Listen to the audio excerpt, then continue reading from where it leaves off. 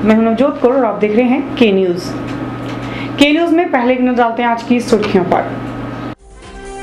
Headlines के प्रायोजक हैं रतन सिंह सराफ एंड सन्स, जहां 1928 से कायम है संपूर्ण गुणवत्ता। और रिफ्रेश, एक ऐसा एहसास जो कर दे आपको रिफ्रेश। पाक का सबसे बड़ा खुलासा, पाक आर्मी ने ही मारा था शहीद कैप्टन सौरभ कालिया को, पाक के खिलाफ जनता में रोष। सोलन अस्पताल में 3 लाख रुपए की दवाइयां एक्सपायर, सरकार को लगा चूना, जनता तक नहीं पहुंची सुविधा। लोकसभा चुनाव टिकट की होड़ में गद्दी समुदाय, कहा चंपा कांगड़ा संसदीय सीट के लिए दे टिकट। और फोन टैपिंग मामले पर भागमल भरमोरिया ने कहा नहीं बख्शे जाएंगे दोषी।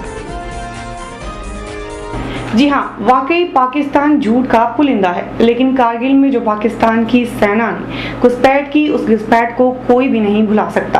पाक के इस चेहरे को लेकर लोगों में खासा गुस्सा देखने को मिल रहा है। लोगों का साफ तौर पर कहना है कि अब केंद्र सरकार को पाक को लेकर कोई ना कोई सख्त कदम उठाना ही होगा। वंदे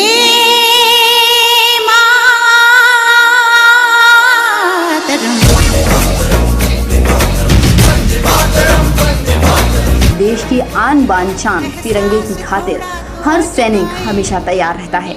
वीर जवान अपनी जान की परवाह किए बिना सब कुछ अपना न्यौछावर कर देता है ताकि हमारी धरती माता पर कोई आंच ना आए।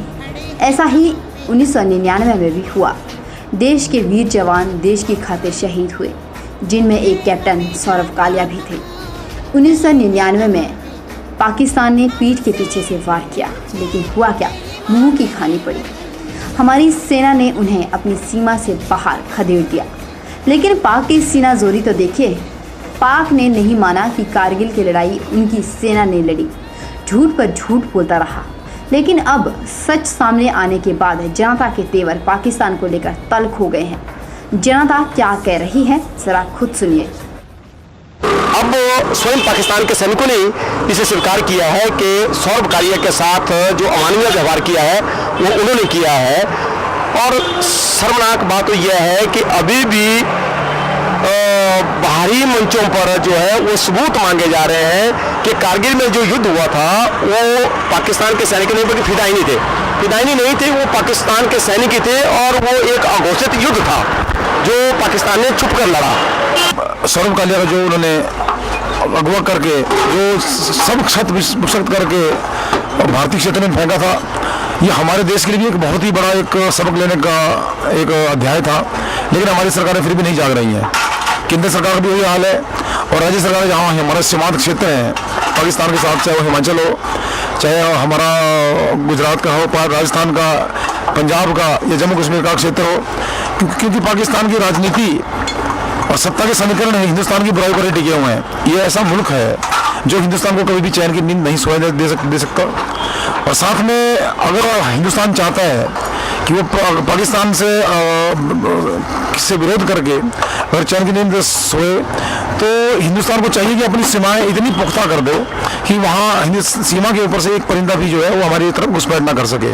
बल्ल घाटी के बग्गी से 37 वर्षीय महेंद्र कुमार सपुत्र स्वर्गीय पूरन चंद 28 जुलाई की रात से लापता है। 28 जुलाई को रोजाना की तरह महेंद्र कुमार जब घर नहीं पहुंचा तो माता नर्मदा देवी अपनी बहू रेखा के साथ उसे देखने बाहर निकली।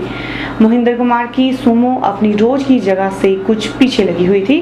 गाड़ी में चाबी भी साथ लगी थी, लेकिन उसका कोई अता पता नहीं था। उधर महेंद्र कुमार के लापता होने की रिपोर्ट बल में दर्ज करवा दी गई है। हमको चला उस दिन से पता, उस दिन रात को 10 बग्गी से गाड़ी आई, पार्टी में बैठे थे, बाद में पता लगा पार्टी में बैठे थे। उस दिन खाने पीने के लोग 11 बजे तो खा पी रहे थे। कितने लोग थे उनके साथ? उनके 4 बंदे और थे। कौन कौन थे उनके साथ? वो एक तो गांव का बंदा है ललित कुमार और उसकी गाड़ी है और 4 दोस्त और हैं, 3 दोस्त और हैं। कुछ मान के 4 बजे को पता, मैं भी गाड़ी के मेरे को पूरा मालूम नहीं कैसे हुआ क्या हुआ, क्योंकि उन बंदे 4 बंदे उनको पता होगा, उनके साथ बैठे थे, उन्हीं को पता होना कहाँ गया क्या हुआ। और ऐसे गाड़ी चलेगी साइड हमारे घर साइड, वहाँ पर लिंक रोड है हमारे तरफ, वहाँ पर गाड़ी खड़ी कर दी है। उन्होंने देखा, सोचा कि कोई गाड़ी फंस गई, रोड में खराब हो गई है, हम देख के आते हैं। वहाँ जाकर देखा उन्होंने, वहाँ देखा तो उन्होंने गाड़ी में कोई नहीं था। गाड़ी घर के समीप लगी हुई थी, थोड़ा दूर है, गाड़ी लिंक पर लगी हुई थी। कांग्रेस नेता भागमल बरमोरिया ने के न्यूज के साथ बातचीत करते हुए कहा कि जब कानून अपना काम करेगा तो भ्रष्ट नेताओं के नाम भी सामने आ ही जाएंगे। अब बरमोरिया ने बताया कि फोन टैपिंग मामले में भी किसी को बख्शा नहीं जाएगा। टेलीफोन टैपिंग मामले में कानून अपना काम कर रहा है। अगर कोई कानून गलत पाया जाता है तो उसके खिलाफ कार्रवाई तो होगी ही। जाहिर सी बात है कि अगर कार्रवाई होगी तो नाम भी उजागर होंगे, चाहे वह तत्कालीन पूर्व मुख्यमंत्री हो, गृह सचिव हो, या कोई पूर्व मंत्री, वरिष्ठ अधिकारी हो, या कोई छोटा कर्मचारी हो, किसी को बख्शा नहीं जाएगा। जब कोई स्त्री मां बनती है तो मां सबसे पहले अपने नवजात शिशु को अपना दूध पिलाती है, क्योंकि कहा जाता है कि मां का दूध जच्चा व बच्चा दोनों के लिए ही अच्छा होता है। शिशु के लिए मां का दूध संपूर्ण आहार होता है और इसीलिए कहते हैं कि बच्चे को मां अपना पहला पीला गाढ़ा दूध जरूर पिलाए। यही बात जंजैली में लोगों को भी समझाई जा रही है और इसके लिए उनको जागरूक किया जा रहा है ताकि मां भी जागरूक हो सके। बाल विकास खंड जंजैली में स्तनपान को लेकर महिलाओं को जागरूक किया गया, जिसमें महिलाओं ने बढ़ चढ़कर भाग लिया। बाल विकास परियोजना अधिकारी वीरेंद्र सिंह ने बताया कि स्तनपान बच्चों के लिए एक संपूर्ण आहार है। जब बच्चा पैदा होता है तो नवजात शिशु को मां का ही पहला गाढ़ा दूध पिलाएं ताकि जच्चा और बच्चा दोनों स्वस्थ रहें। वीरेंद्र सिंह ने बताया कि मां का पहला गाढ़ा दूध नवजात के लिए काफ़ी गुणकारी होता है, इसीलिए मां को चाहिए कि स्तनपान पर विशेष ध्यान दे। यदि बालपन से ही बच्चा स्वस्थ हो तो वह निसंदेह बड़ा होकर भी एक स्वस्थ नागरिक बन सकता है, क्योंकि बचपन का पोषण शरीर में शक्ति बढ़ाता है। जो भी महिला है वो जो है बच्चे को डिलीवरी के तुरंत बाद जो है या 1 घंटे के अंदर अंदर अपना पहला गाढ़ा दूध पिलाए, जिससे जो है बच्चे को वो पहला प्रतिरक्षण होता है, बच्चे को वो सभी प्रकार के पौष्टिक तत्व देता है और सभी बीमारियों से वो प्रतिरक्षित उसको करता है। और माँ जो है बच्चे को जो है लेट कर दूध ना पिलाए, गोद में बिठाकर और बच्चे को जो है एक अच्छी स्थिति में लेकर जो है उसको बच्चे को अपना दूध पिलाए। और माँ जो है बच्चे को किसी भी प्रकार के लड़ाई झगड़े या ऐसी उलझन वाले समय में या किचकिच में दूध न पिलाए। स्तनपान को जागरूक करते हुए बाल विकास पर्यवेक्षक धर्मी देवी ने बताया कि महिलाओं को स्तनपान पर ध्यान देना होगा, क्योंकि स्तनपान से ही उनका शिशु स्वस्थ रहेगा और उसे पूरा आहार मिल पाएगा। के बारे में जो कि बहुत ही बच्चों के लिए लाभदायक है, उसके बारे में जानकारी दी। ये पहला गाढ़ा दूध है जो बच्चों के लिए बहुत ही लाभकारी है और इससे हमारे बच्चों की प्रतिरोधक शक्ति जो है वो बढ़ती है और बीमारियों से लड़ने की शक्ति बढ़ती है और बच्चों को अच्छी तरह से पोषण मिलता है, जिससे हमारे बच्चे कल के दिन के लिए भी स्वस्थ होते हैं। गौर है कि वीरवार को पूरे देश में स्तनपान दिवस मनाया गया और महिलाओं को जागरूक किया गया कि कैसे और क्या लाभ पहुंचता है स्तनपान करवाने से। वहीं महिलाओं ने भी इस दिवस के मौके खासी जागरूकता दिखाई। हम भी यही कहेंगे कि मां का पहला गाढ़ा दूध अपने बच्चों को जरूर पिलाएं। के न्यूज़ के लिए जंजैली से KR कौशल की रिपोर्ट। के न्यूज में फिलहाल वक्त हो चला एक छोटे से ब्रेक का। देखते रहिए के न्यूज।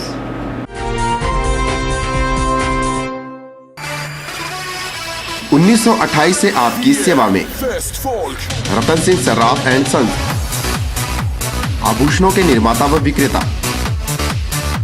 यहाँ पर आपको मिलते हैं खुद द्वारा तैयार किए गए संपूर्ण गुणवत्ता वाले आभूषण। रतन सिंह सर्राफ में पूरी विश्वसनीयता के साथ बनाए जाते हैं स्थानीय व हिमाचली आभूषण। साथ ही यहाँ ब्रांडेड ज्वेलरी भी उपलब्ध है, जैसे अस्मी डायमंड, दिया डायमंड और रिवाज गोल्ड। अस्मी डायमंड पर पाइए 20% तक की छूट। आभूषणों से संबंधित अधिक जानकारी और बेहतर खरीदारी के लिए आज ही संपर्क करें।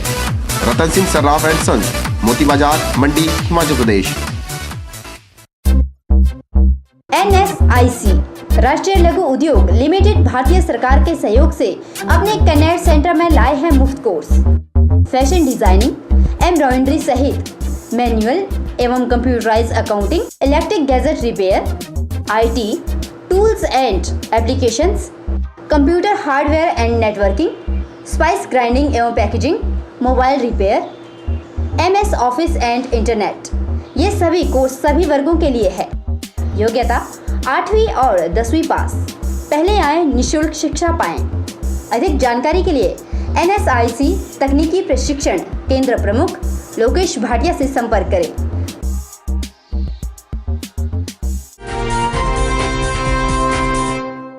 सोलन में स्वास्थ्य विभाग द्वारा क्षेत्रीय अस्पताल में खोले गए जन औषधि स्टोर का एक बड़ा ही सच सामने आया है।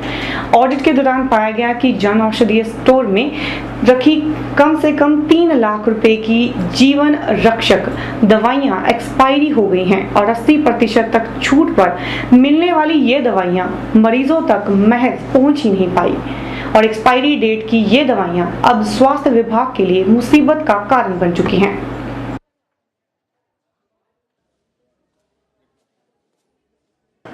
केंद्र सरकार ने मरीजों को सस्ती दवाइयां मुहैया करवाए जाने के लिए प्रदेश भर में जन औषधि स्टोर खोलने की योजना लागू की थी। प्रदेश के कई जिलों में या तो जन औषधि स्टोर खुले ही नहीं, जहां पर बड़ी मुश्किल से खोले गए हैं वहां पर हालत दयनीय बनी हुई है। इस योजना का मुख्य उद्देश्य मरीजों को जेनेरिक दवाइयां 80% कम रेट पर मुहैया करवाना है। योजना के तहत करीब 200 से अधिक किस्म की जीवन रक्षक दवाइयां शामिल की गई है। खास बात यह है कि सरकार ने योजना तो लागू कर दी है, लेकिन इस योजना का बजट रोगी कल्याण समिति द्वारा ही दिया जा रहा है। बताया जा रहा है कि सोलन के क्षेत्रीय अस्पताल में रोगी कल्याण समिति द्वारा जन औषधि स्टोर के लिए बीते वित्त वर्ष में करीब 12 लाख रुपए की जेनेरिक दवाइयां खरीदी गई थी। सबसे पहले था डॉक्टर्स की बहुत कमी है, ठीक है। हम सिर्फ 2 लोग हैं। एक डॉक्टर कोई छुट्टी पे चल जाए तो लगातार रोज के रोज यहाँ आना पड़ता है। डे नाइट्स ड्यूटी लगती है। एक ड्यूटी 36 आवर्स के करीब हमारी हो जाती है। उसके बाद 12 घंटे के ऑफ के बाद दोबारा 36 घंटे की ड्यूटी होती है। ऐसे ड्यूटी में काम करना भी काफ़ी मुश्किल हो जाता है और साथ में सरकारी लैब्स में भी काफ़ी कम सुविधाएं हैं। एटलीस्ट स्टाफ की कमी है, हर एक चीज़ की कमी है। उधर चिकित्सा अधीक्षक डॉक्टर यशवंत वर्मा का कहना है कि एक्सपायर डेट की दवाइयां कंपनी को वापस भेजे जाने की बात चल रही है। उन्होंने कहा कि जन औषधि स्टोर अधिकतर बंद रहता है, जिसकी वजह से दवाइयां बिक नहीं पा रही। यही वजह है कि बीते वर्ष खरीदी गई दवाइयों की डेट समाप्त हो गई है।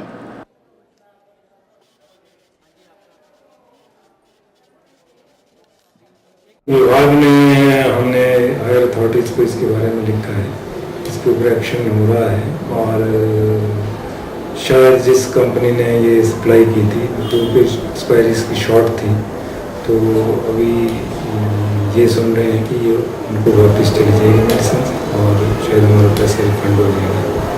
और आगे के लिए भी हम ये चाह रहे हैं कि ये दुकान जो है रेगुलरली खुले चले और कुछ मेडिसिन में हमारे पास अभी पड़ी हैं उनकी भी सेल हो। और उसके लिए अभी ये प्रपोजल भी आई है कि शायद हम जो इसका जो यहाँ का जो फार्मासिस्ट है वो हम आउटसोर्स करें। तो आउटसोर्स जब ये आउटसोर्स फार्मासिस्ट में आ जाएंगे तो उम्मीद है कि ये मेडिसिन की शॉप सुचारू ढंग से चलेगी, रेगुलरली खुली रहेगी और लोगों को सस्ती दवाइयाँ उपलब्ध। आपको बता दें कि हाल ही में हुए ऑडिट के दौरान चौंका देने वाले तथ्य सामने आए हैं। जन औषधि स्टोर में रखी गई करीब 3 लाख रुपए की जेनेरिक दवाइयां एक्सपायर हो चुकी है। यह दवाइयां समय रहते मरीजों तक नहीं पहुंच पाई, जिसकी वजह से इनका प्रयोग किए जाने की अंतिम तारीख समाप्त हो गई है। एक्सपायरी डेट की अधिकतर दवाइयों में पेन किलर सहित अन्य कई प्रकार की जीवन रक्षक दवाइयां शामिल है। के न्यूज़ के लिए सोलन से कीर्ति कौशल की रिपोर्ट।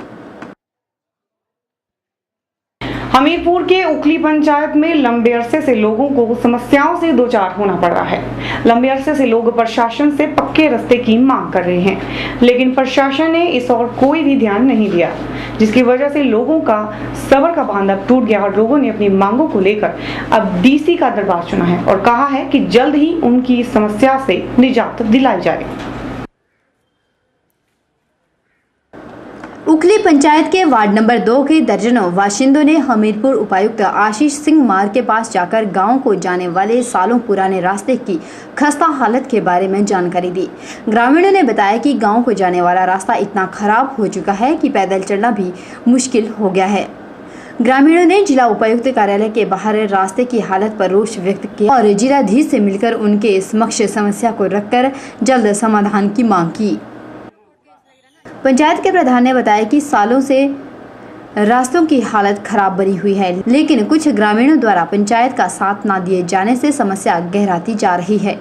उन्होंने बताया कि रास्ते की हालत इतनी खस्ता हो चुकी है, पैदल चलना भी दूभर हो गया है। इन विचारों को जाने के लिए इतनी कठिनाई है कि वहाँ से क्रॉस करना मुश्किल है। रास्ते में खड्डे पड़े हुए हैं। 1-2 बार पंचायत को एप्लीकेशन दी उन्होंने कि मौका देखा जाए और रास्ते के वो गड्ढे भर दें ताकि लोगों को आसानी से आ जा सकें। तो पंचायत भी मौके पे गई वहाँ पे, तो उन्होंने वहीं लड़ाई झगड़ा शुरू कर दिया जी और हमें वहाँ से आना पड़ा जी। उसके बाद पुलिस भी गई, कल पुलिस गई थी वहाँ पे, तो उनके सामने भी फिर वही वाक़या किया उन्होंने। हालांकि वो रास्ता जो है पुश्तैनी रास्ता है जी, वर्षों पुराना सदियों पुराना रास्ता चला हुआ जी, और उस वो गवर्नमेंट लैंड है जी, सरकारी जगह में है, ना कि वो मिल्कियत है उसकी, और उस रास्ते को बंद कर रहा है जी। बस इसी विषय पे हम जिलाधीश महोदय जी से मिलने आए हैं कि हमारी और गांव वासियों की जो भी समस्या है उसका समाधान करें ताकि लोगों को आने जाने में कठिनाई नहीं हो। और कोई मरीज बूढ़ा बेचारा किसी को हॉस्पिटल ले जाना हो तब भी इतनी परेशानी है कि उनको जैसे पालकी में उठा के लाना पड़ता है। उधर ग्रामीणों के द्वारा उपायुक्त आशीष सिंह मार को समस्या बारे अवगत करवाया गया, जिस पर उपायुक्त ने भी समस्या के जल्द समाधान का आश्वासन दिया। के न्यूज के लिए हमीरपुर से अवरिंदर सिंह की रिपोर्ट। के न्यूज में फिलहाल फिर वक्त हो चला छोटे से ब्रेक का। देखते रहिए के न्यूज।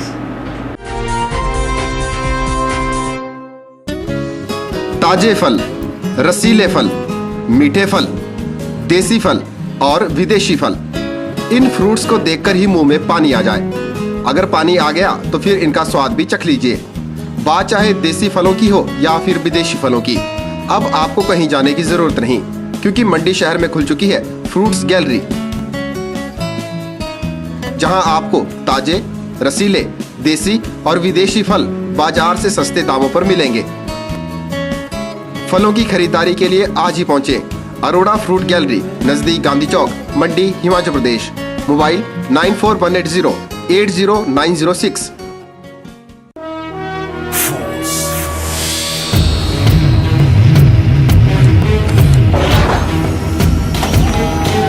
रामहरि फोर्स मोटर्स आपके लिए लेकर आए हैं पैसेंजर और कैरियर व्हीकल्स।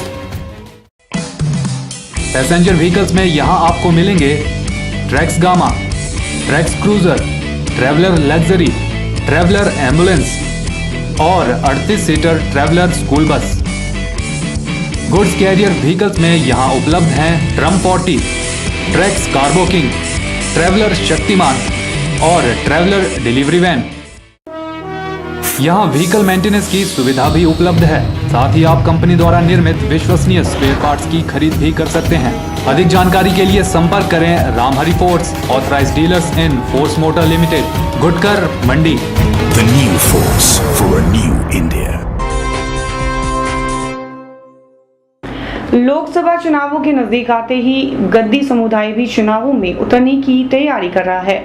गद्दी समुदाय के लोकसभा चुनावों में कांगड़ा चंबा संसदीय सीट से टिकट की दावेदारी भी जता रहा है। गद्दी समुदाय ने उम्मीद जताई है कि टिकट देने में भाजपा कतई भी आनाकानी नहीं करेगी।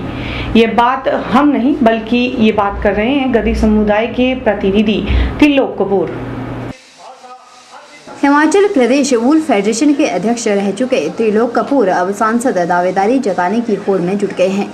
त्रिलोक कपूर ने पालमपुर में गद्दी समुदाय के साथ मिलकर बैठक का आयोजन किया। इस बैठक में कई अहम मुद्दों पर चर्चा की गई और अहम फैसले भी लिए गए। वहीं पत्रकार वार्ता का आयोजन भी किया गया, जिसमें त्रिलोक कपूर ने कहा कि भारतीय जनता पार्टी की ओर से इस बार कांगड़ा चंबा संसदीय सीट की टिकट लेने की कोशिश कर रहे हैं ताकि गद्दी समुदाय को कहीं न कहीं राहत मिल सके। जरूर इस बार कांगड़ा चंबा पार्लियामेंट से जो आवाज उठी है उसको आवाज को ये गंभीरता से लेंगे, क्योंकि इस संसदीय क्षेत्र के अंतर्गत जो 17 विधानसभा हलके हैं, उन 17 हलकों में से 12 विधानसभा क्षेत्र ऐसे गद्दी बोल विधानसभा क्षेत्र जहां की राजनीतिक रूप से इस समुदाय की निर्णायक भूमिका रहती भी है। और बहुत जल्दी हमारे कमेटियां बन रही है, क्रॉस रूप से चंबा का व्यक्ति कांगड़ा आएगा, कांगड़ा का व्यक्ति चंबा जाएगा। और जो बूथ स्तर पर जो है पालमपुर में जो बूथ और ग्राम पंचायतें हमारी, उस पर भी हमारा क्रॉस कि चंदपुर का व्यक्ति बंदला में जाएगा, बंदला का व्यक्ति चंदपुर में जाएगा। ऐसी एक योजना बना के एक ऐसा वायुमंडल हम तैयार करेंगे कि जरूर हमें पूरा विश्वास है कि भारतीय जनता पार्टी इस पिछड़े समुदाय की इस आवाज का सम्मान करेगी। वार्ता के दौरान कपूर ने कांग्रेस को भी आड़े हाथों लेते हुए कहा कि कांग्रेस ने गद्दी समुदाय के लिए कुछ भी नहीं सोचा। खेद एक बात का है जो आज मेरा पूरा ये समाज और समुदाय महसूस कर रहा है कि आजादी के 65 वर्ष के बाद भी हिमाचल प्रदेश से संसद के किसी भी, चाहे वो लोकसभा है चाहे राज्यसभा में है, चाहे प्रदेश का कोई भी राजनीतिक दल है, संसद में जाने का वो अवसर किसी ने नहीं दिया। और इस बार ये आवाज पूरे कांगड़ा चंबा पार्लियामेंट्री के हर कॉर्नर में ये आवाज उठी है। और हमें जो उम्मीद है वो भारतीय जनता पार्टी से है, क्योंकि कांग्रेस पार्टी तो इस संसदीय क्षेत्र में सांसद तो दूर की बात, विधानसभा के उम्मीदवार या किसी कारपोरेशन या बोर्ड के योग्य भी किसी नौजवान को नहीं भेज पाई। के न्यूज के लिए पालमपुर से संजीव राणा की रिपोर्ट। सराज विधानसभा क्षेत्र के थाची गांव के प्रसिद्ध देवता विट्ठू नारायण अपने सैकड़ों श्रद्धालुओं के साथ जंजैली पहुंचे, जहां लोगों ने देवता का श्रद्धापूर्वक स्वागत किया। आपको बता दें कि यह वही देवता है जिनका मंडी की महाशिवरात्रि में भी एक अलग ही महत्व होता है। कहा जाता है कि ये देवता काफी चमत्कारी हैं।